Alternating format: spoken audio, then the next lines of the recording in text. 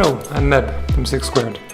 In this short video I'm going to give you a quick tour of the SlipStream Dashboard, which is one of the important pages that gives you a single pane of glass over all the different clouds that you're managing. So first thing first, we need a SlipStream instance. So we go to the SlipStream SaaS as we normally do.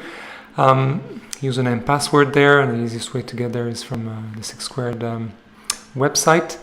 So click login, and then we'll get to the welcome page.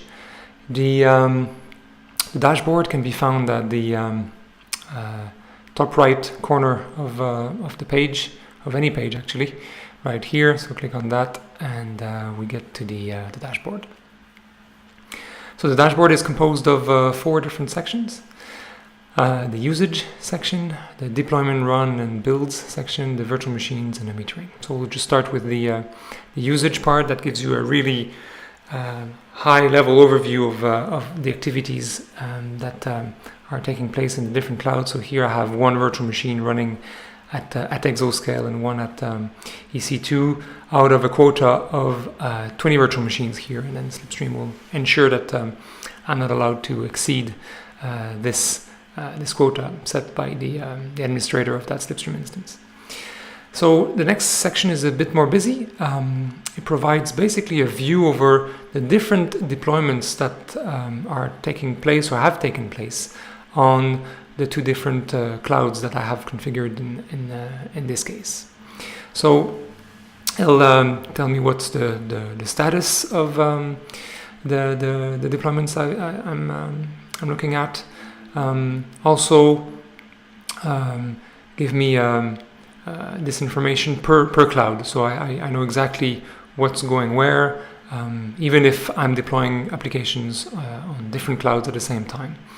Including the type of deployment, whether it's a multi-machine deployment or a single machine deployment, the date at which those deployments were initiated, and also how to get to the details of those deployments and which module were used as a starting point.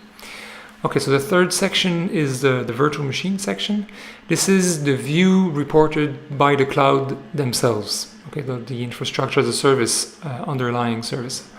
And in this case, it also gives me a link back to the runs in SlipStream and the instance identifier. So in this case, if I were to go to EC2, I could get that unique identifier and correlate my deployment with this.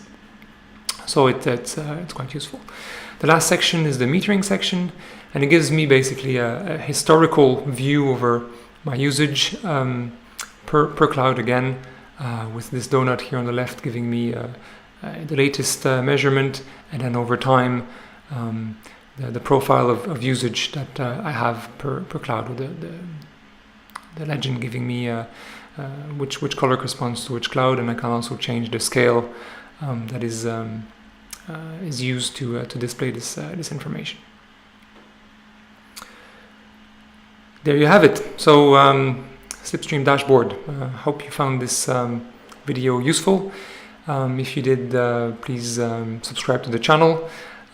Give us a like so that we have feedback. Enjoy using SlipStream, and thank you. Bye-bye.